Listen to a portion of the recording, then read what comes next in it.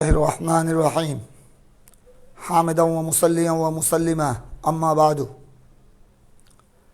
দেশে প্রবাসে যে যেখানে আছেন সকল মুসলিম মিল্লতের প্রতি সালামি মুসনুন আসসালামু আলাইকুম ওয়া রাহমাতুল্লাহি ওয়া বারাকাতুহু।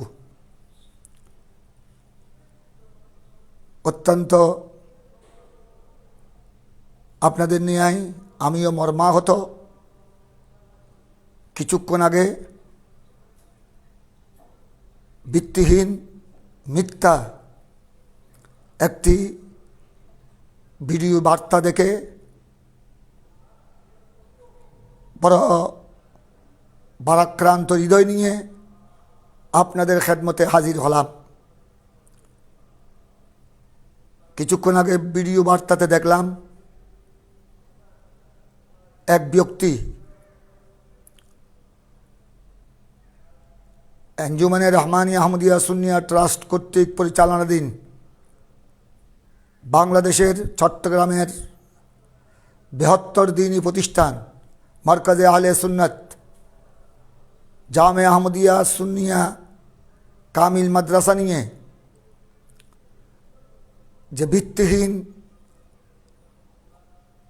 মিথ্যা অপপ্রচার করেছে, আমি তার নিন্দা জানাচ্ছি, জোর প্রতিবাদ জানাচ্ছি।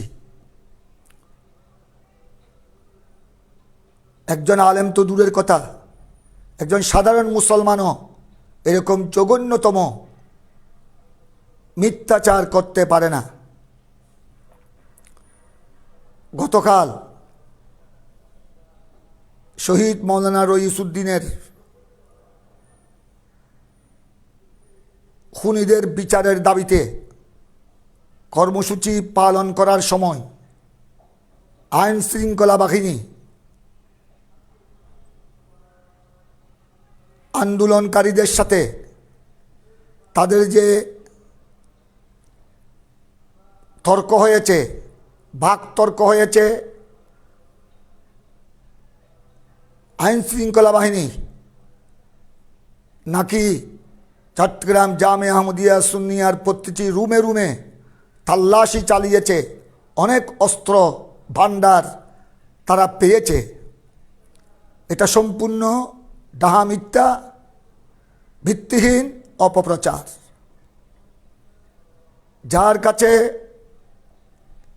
ঈমানের যার্রা পরিমাণ ঈমান আছে, খৌফ ইলাহি খাশিয়াত ইলাহি আছে, আল্লাহর ভয় আছে, মৃত্যুর খবরের হাসর নসর কিয়ামতের সামান্যতম ভয় থাকলেও এই ধরনের মিথ্যা ভিত্তিহীন অপপ্রচার করতে পারে না।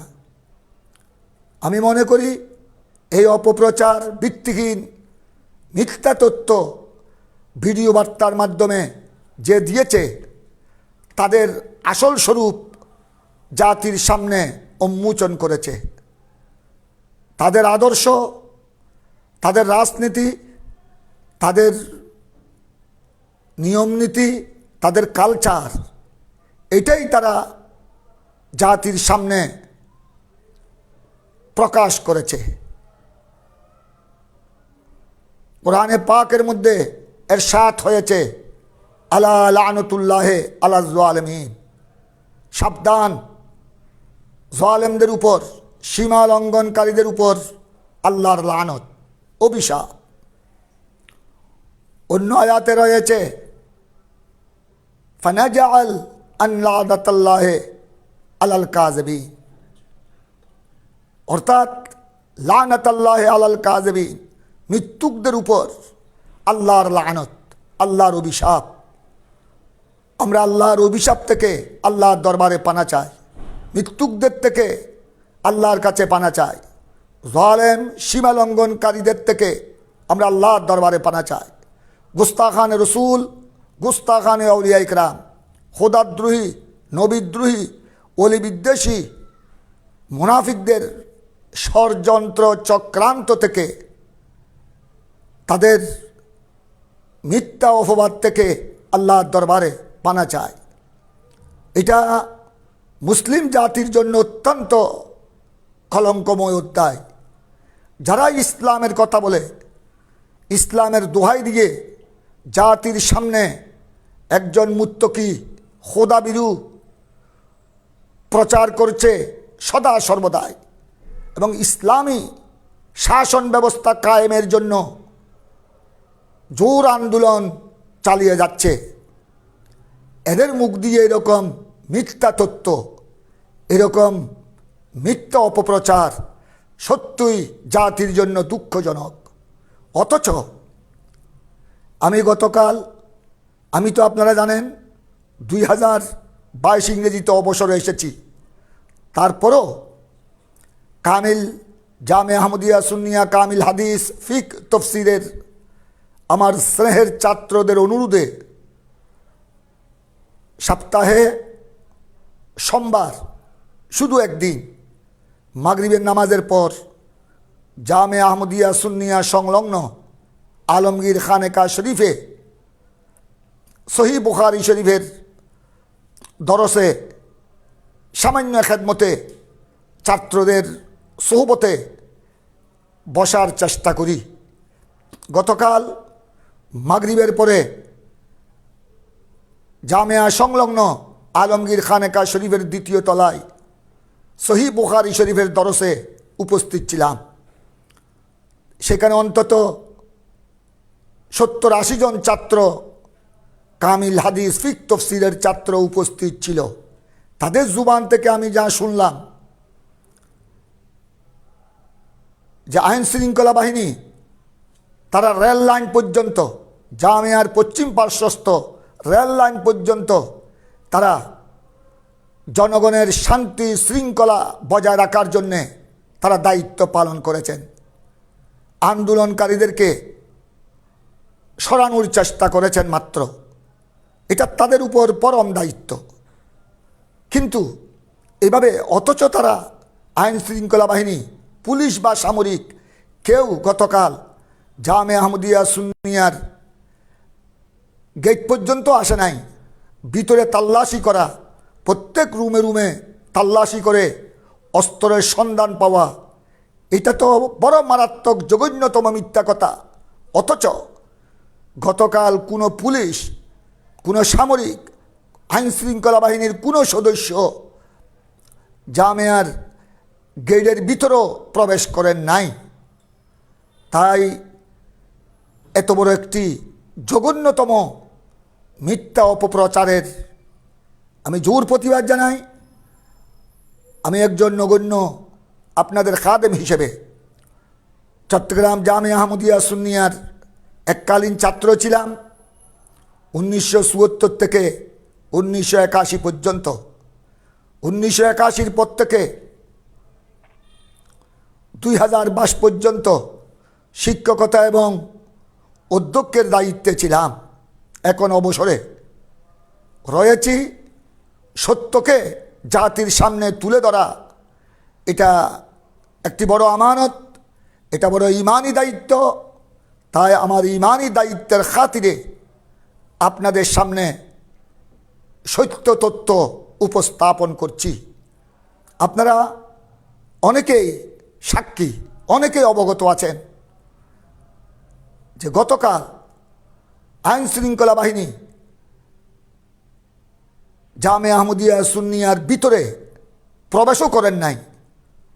রুমে রুমে তাল্লাশি করা তো দূরের কথা, এবং আরও দেখলাম ওই মিথ্যা অপপ্রচারকারী মাইজবান্ডার দরবার শরীফ, আমির বান্ডার দরবার শরীফের নামও উল্লেখ করেছে যে সেখানেও তাল্লাশি চলালে অনেক অস্ত্র ভাণ্ডার পাওয়া যাবে। এই ধরনের ভিত্তিহীন কথা যারা বলে তাদের থেকে জাতি, মুসলিম মিল্লাত কি আশা করতে পারে? তাদের ইসলামী আন্দোলন এটা কোন ধরনের আন্দোলন? যাদের কাছে সামান্যতম আল্লাহর ভয় নাই, আখিরাতের ভয় নাই, মৃত্যুর ভয় নাই, কবরের ভয় নাই, আমরা তাদের থেকে কি আশা করতে পারি? আমি এই জঘন্য ভিত্তিহীন মিথ্যা অপপ্রচারের প্রতিবাদ কোন ভাষা দিয়ে করব আমি ভাষা খুঁজে পাচ্ছি না। তারপরও সংক্ষেপে জাতির সামনে আমি সত্য কথা তুলে ধরলাম।